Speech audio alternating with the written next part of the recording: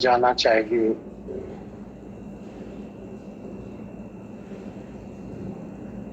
इसका अर्थ ये हो गया कि मृत्यु से अमृत की तरफ। दूसरी लाइन है अंधकार से प्रकाश की तरफ। दोनों का शब्द एक अर्थ एक ही बनता है, अंधकार से प्रकाश। अंधकार का अर्थ होता है अज्ञान, प्रकाश का अर्थ होता है ज्ञान।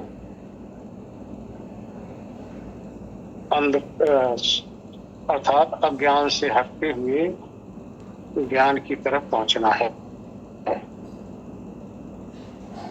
और अज्ञान क्या है? जो मृत्यवान पदार्थ है, इससे हटना है।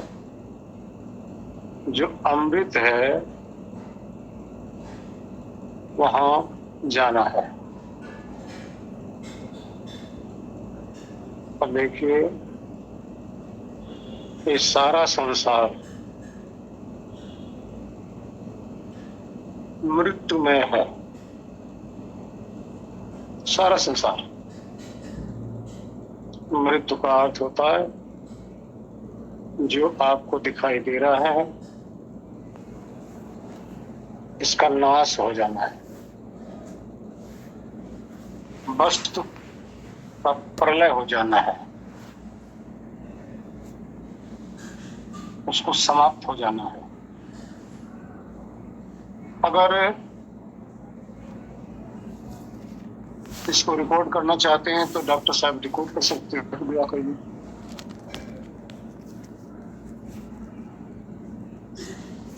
देखिए, आप लोग जब से जानकार हुए हैं, सदा से सब कुछ बदलता चला आ रहा है। जब से हो संभाले हो, सबसे आश्चर्यचकित कर देने वाली वस्तु क्या है और जिसको हमें समझ में नहीं आता। जब से हम लोग सब समझदार हुए हैं, कितने मर गए हमारे सामने, कितने मर रहे हैं।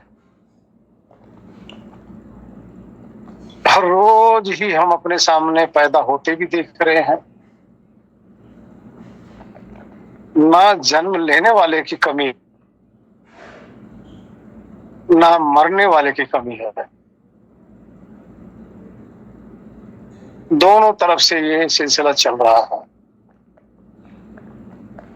जो जन्म ले रहा है वो धीरे धीरे बड़ा हो रहा है। बड़ा होकर कुछ समय तक स्थिर रहता है, फिर उसके बाद ढलने लग जाता है और एक दिन उसका नाम निशान नहीं रह जाता। ये तो प्राणियों की बात आ गई, अपने मनुष्यों की बात आ गई।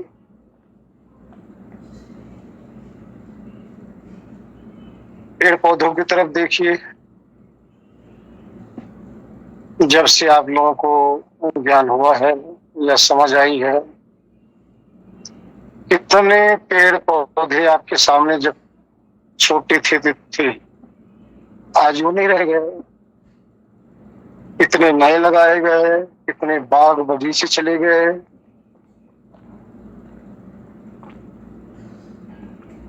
कितने पेड़ पौधे बदलते चले गए, नए नए लग रहे हैं और पुराने चले जा रहे हैं। इसी तरह से आप देखिए कि पतंग पक्षी की तरफ देखिए। आज से 50-60 साल पहले कैसे कैसे पक्षी थे, आज वो पक्षी भी गायब होते चले जा रहे हैं। और नए नए तरह के और पक्षी पैदा हो रहे हैं। कीड़े मकोड़े की तरफ देखेंगे तो उधर भी यही दशा है। कितने पहले थे, कितने आज और रह ही नहीं गए। आज नए नए भी जन्म ले रहे हैं। इसी तरह से इस संसार की तरफ अगर हम दृष्टि डालते हैं, कितना परिवर्तन हो रहा है। परिवर्तन क्या हुआ? सब मर गए, यही ना।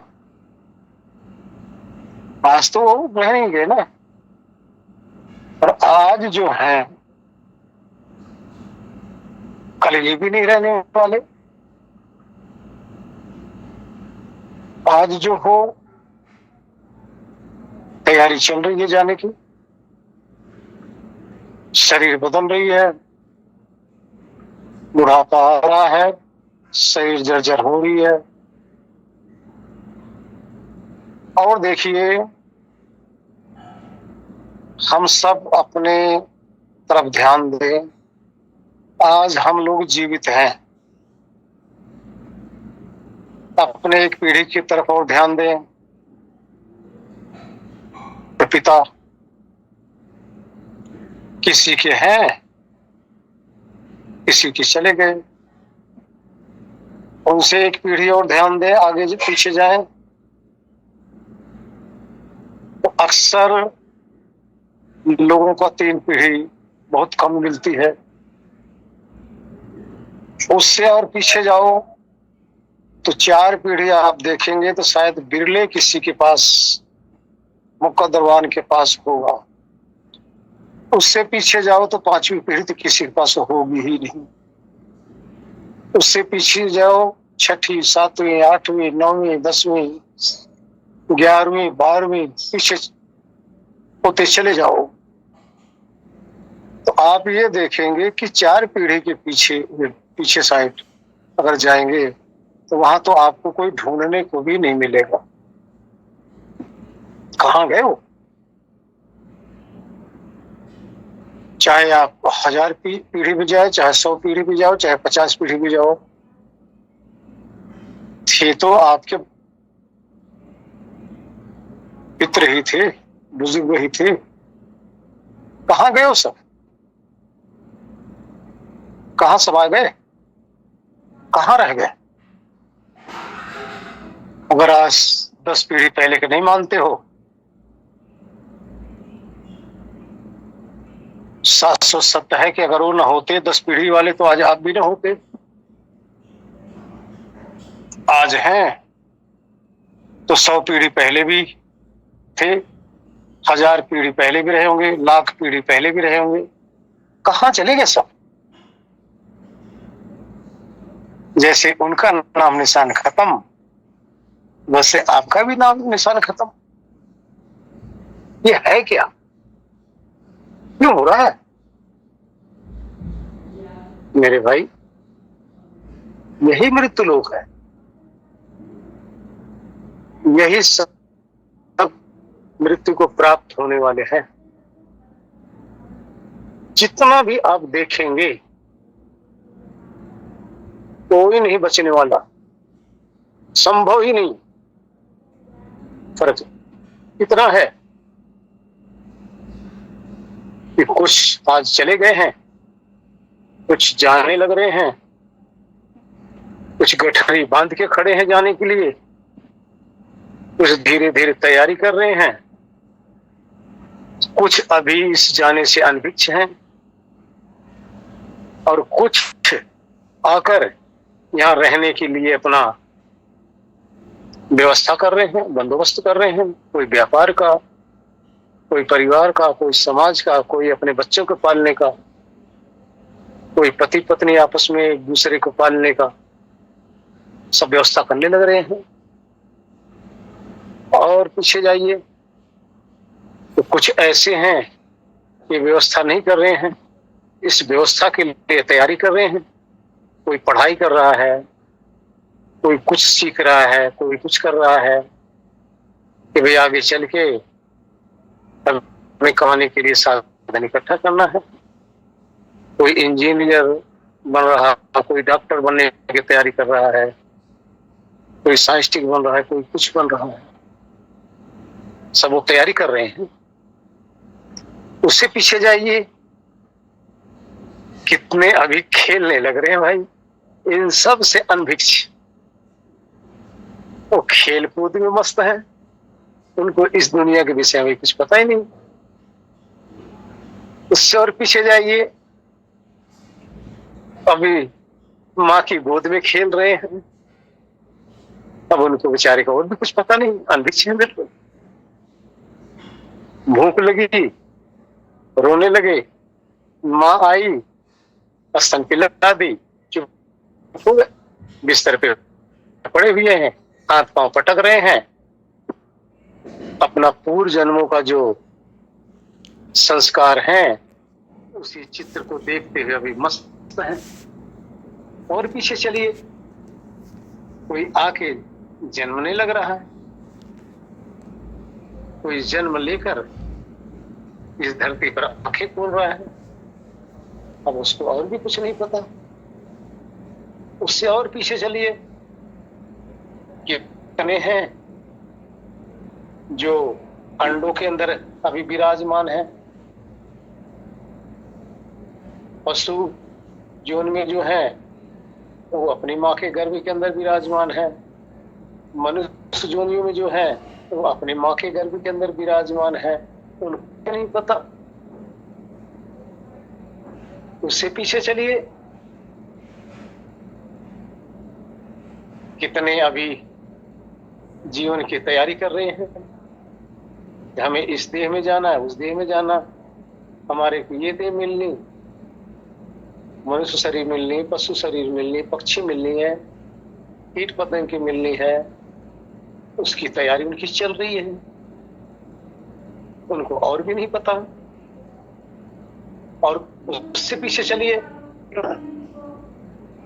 तो कोई अभी जैसे यहां पर सांसें गिनती कर रहे हैं, मृत्यु शैया पे पड़े हुए हैं, ऐसे कितने मृत्यु शैया पे पड़े, आज भी देखो मृत्यु शैया पे पड़े हुए हैं, कितने अस्पताल में पड़े हुए हैं, कितने वेंटिलेटर पे पड़े हुए हैं, कितने की अब मौत हुई कि तब मौत हुई। ये है क्या भाई? यही मृत्यु है, यही मृत्यु लोक है, यही इसी मृत्यु लोक से अमृत की तरफ जाना है। क्योंकि यहां देखिए कोई ऐसी चीज है नहीं जिसकी मृत्यु होती नहीं, असंभव है। कोई भी ऐसा पदार्थ, कोई ऐसा प्राणी आपको नहीं मिलेगा जिसकी मृत्यु हो नहीं रही है, या जिसकी मृत्यु होगी नहीं, या जो मृत्यु की तरफ जा नहीं रहा है। जन्म लिया, मृत्यु की तरफ अग्रसर होना शुरू हो गया। आगे देखिए, कितने लाइन में, इस मृत्यु की लाइन में आगे खड़े हैं, बिल्कुल आगे खड़े हैं, अब टपके की तब तक बिल्कुल टपकने वाले हैं। कितने उनसे पीछे खड़े हैं, इस साल 2 साल में टपकेंगे। और पीछे आइए, कितने ऐसे हैं कि जो 5-4 साल में टपकेंगे। उससे पीछे आइए, कोई 10 साल में, उससे पीछे कोई 20 साल में। जितने भी हैं सब इसकी तरफ जा रहे हैं। संसार का सभी पदार्थ जो बना हुआ है सब डिस्ट्रॉय की तरफ जाने लग रहा है। और एक तरफ जो डिस्ट्रॉय हो रहा है, जिसका नाश हो रहा है,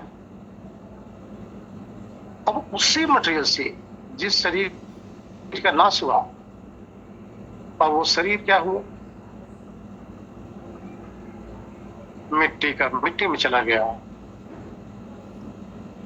अग्नि का अग्नि में चला गया, हवा का हवा में चला गया, जल का जल में चला गया, आकाश का आकाश में मिल गया।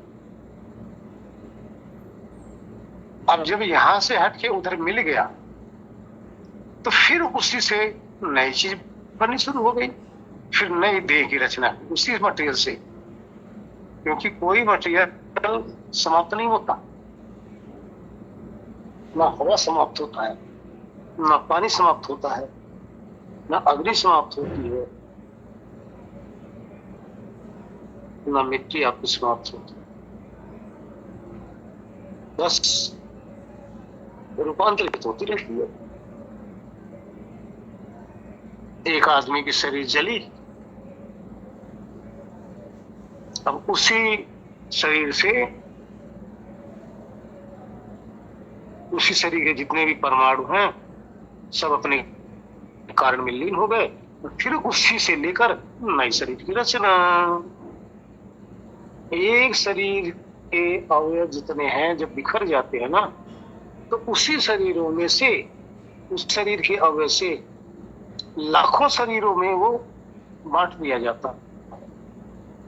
ऐसा नहीं कि उस शरीर का सारा मटेरियल लेके एक ही शरीर बनाया जाएगी, नहीं, लाखों मटेरियल, लाखों प्रकार के हो जाते हैं और लाखों शरीरों के अंदर उसको शुद्ध करके, प्यूरिफाई करके नए शरीर की रचना शुरू हो जाती है। यही मृत्यु है। अब इसी मृत्यु से हमें अमृत की तरफ जाना है। मृत्यु का अर्थ होता है जिसका नाश हो जाए, जो डिस्ट्रॉय हो जाए।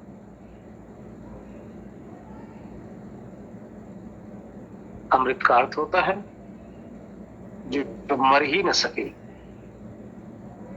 जो डिस्ट्रॉय हो ही न सके, जिसका नाश हो ही न सके, जो सदा एक ही रस बना रहे, ये अमृत है। अब इधर जाना है। आपने देख लिया क्या ऐसी चीज बची संसार के अंदर?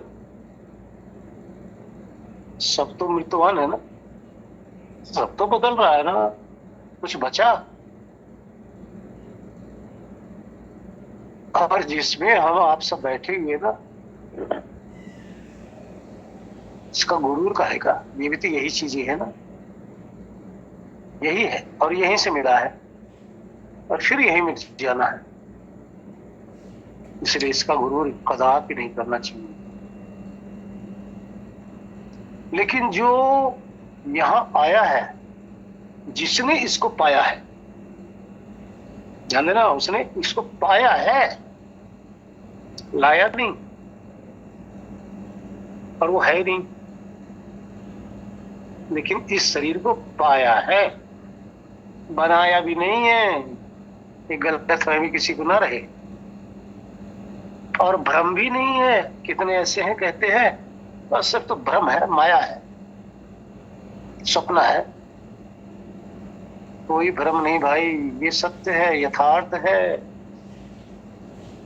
जितना भ्रम कहते हैं ना, इसी भ्रम में और ज्यादा फंसे पड़े हैं। वो अपने आप को भ्रमित कर रहे हैं, भ्रम नहीं है।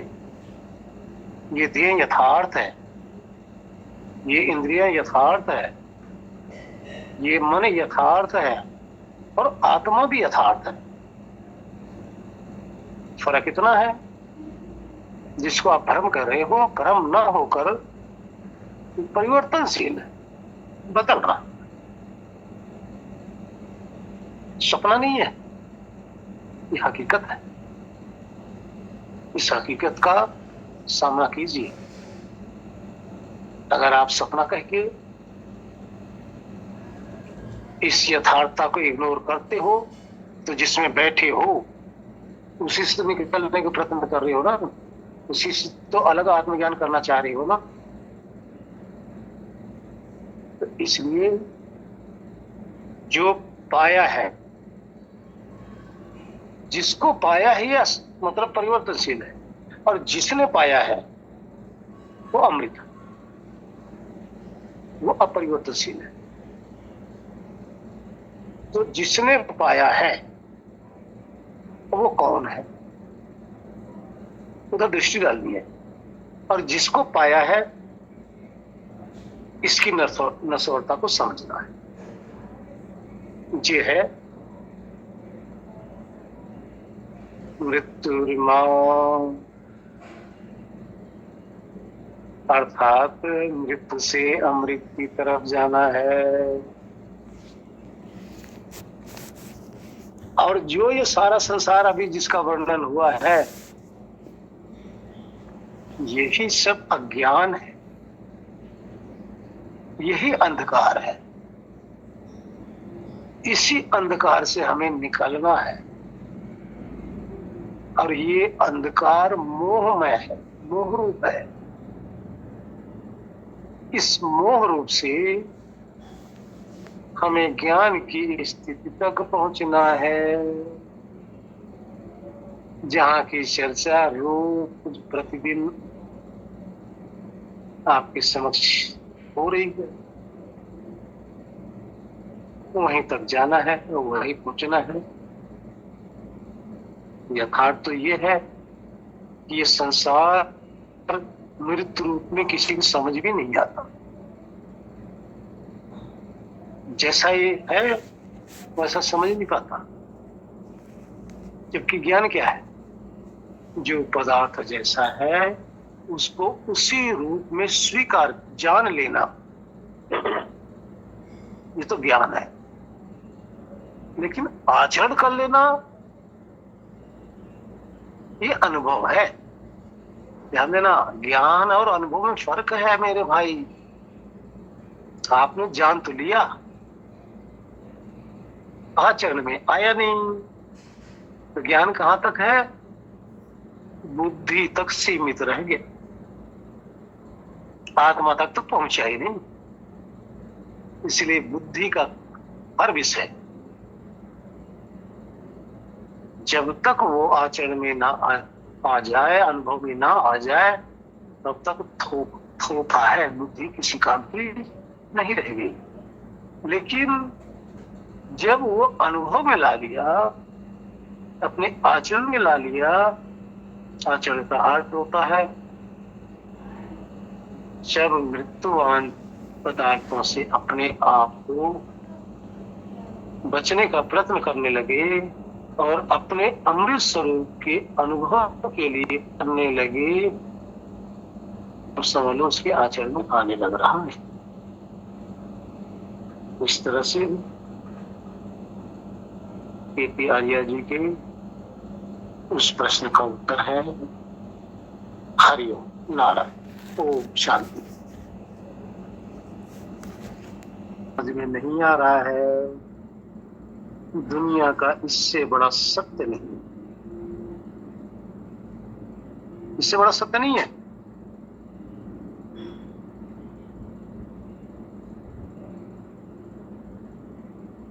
जाना है, रहना नहीं है। लेकिन अनभिक्ष है सब। जाने के लिए तो अनभिक्ष है, रहना है तो चौधरी बने हैं, बस हमें तो ऐसे रहना है सदा आदि अनंत तक, ऐसे रहना। जबकि रोज देख रहे हैं किसी का बेटा मर रहा है, किसी का बाप मर रहा है, किसी की पत्नी मर रही है, किसी का पति मर रहा है, भाई मर रहा है, किसी के दादा मर रहे हैं, किसी की दादी मर रही है, किसी के पड़ोसी मर रहा है। तो रोज देख रहे हैं, फिर भी अपने को मरते हुए अनुभव नहीं कर रहे। अरे भाई, आप भी तो किसी के दादा हो, किसी के दादी हो, किसी के बेटे हो, किसी की बेटी हो, किसी के पति हो, किसी की पत्नी हो, किसी के पुत्र हो, किसी की पुत्री हो। आपकी भी तो बारी है। अपनी बारी की तरफ क्यों नहीं याद आता, इसको रिकॉर्ड कर लेना। देखिए, दो चीज जिसने याद कर लिया, वो सत्य के नजदीक पहुंच जाएगा। ठीक है। एक मृत्यु, यही मृत्यु को झकझोर के, जो अज्ञान नींद में हम सोए हुए हैं ना, मृत्यु को याद करोगे तो आपको हिला देगी, आपको जगा देगी। जो अज्ञान नींद में जब सोए हैं ना, ये हमें अलर्ट कर देगी, होशियार कर देगी। इसलिए मृत्यु को याद रखो। एक दिन सामना करना पड़ेगा भाई, बता पाओगे। इसी सामना करने के लिए आपका जीवन अभी चल रहा है, सामना करना ही करना है। एक तो इसको याद रखना है, इसको याद रखते कोई भी पाप आपसे हो ही नहीं सकता,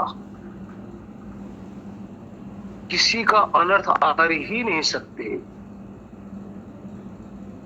भाई जब जाना है तो किसके लिए ये सब इकट्ठा करना भाई? पीछे डाकुओं के लिए? उनके मुंह का अपने तैयारी शुरू रखो, जारी रखो, उसको याद रखो। सब कुछ दुनिया में भूल जाओ चलेगा, लेकिन इसको अगर भूले तो भटक जाओगे। यही मृत्यु आपको बैराग की प्राप्ति कराएगी, मोह से मुक्त कराएगा। इसलिए एक तो मृत्यु को याद रखो।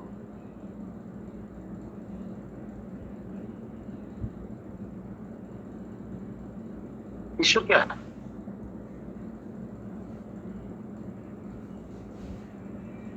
जो भी आप मन के अंदर अच्छे या बुरे सोच रखते हो,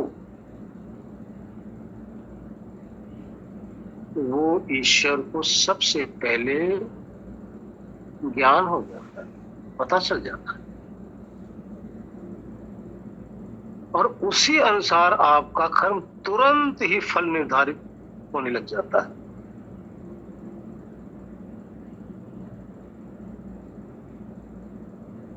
क्योंकि ईश्वर आपके अभी भी साथ है, कोई साथ में नहीं है। आप सो जाते हो, पति पत्नी हो, जब तक बातें कर रहे हो ठीक है, उसके मोटे लेने लग जाते हो तो पति सपने में कहीं घूमने चला गया, पत्नी सपने में और कहीं घूमने चली गई, एक दूसरे का खाता पता नहीं है। लेकिन ईश्वर पति के साथ भी रहता हुआ तो पत्नी के साथ भी रहता हुआ, दोनों का प्राण रूपी पंखा झल रहा होता है। प्राण पान व्यान समान दान, ये सब यथा उचित आपकी देह को संचालित करता हुआ निद्रा काल में आपको अपनी गोद में बिठा लेता है, अपने गोद में बिठाकर आपको चैन देता है, आपको विश्राम देता है। जहां पर जाकर आप मैं न मैं रहा, तू न तू रहा, होता है न संसार को, न शरीर को, न प्राण को, कुछ भी नहीं जानता, सिर्फ उसी ईश्वर में निमग्न रहता।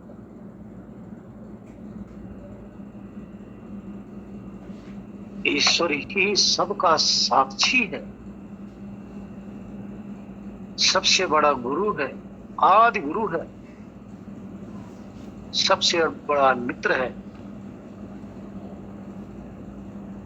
वही हमारा नौकर भी है, ध्यान देना। नौकर का भी काम कर रहा है, पत्नी का भी काम कर रहा है, राजा का भी काम कर रहा है, पुलिस का भी काम कर रहा है, जज का भी काम कर रहा है। हर रिश्ते उस परमात्मा के अंदर समाहित हो जाते हैं। अगर आप किसी को मानते हो तो बस उस ईश्वर को अपना मानिए,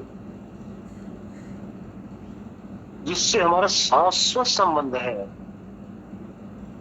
जो संबंध कभी समाप्त होता ही नहीं। और बाकी यहां से जो आप संबंध बनाए हो, ये संबंध बिछड़ जाएंगे आपके, लेकिन वो संबंध कभी बिछड़ने वाला नहीं। वो आपको जानते हैं, आपके हर एक गतिविधि को जान रहे हैं, लेकिन आप नहीं जान रहे उनको। जब आप भी जान जाओगे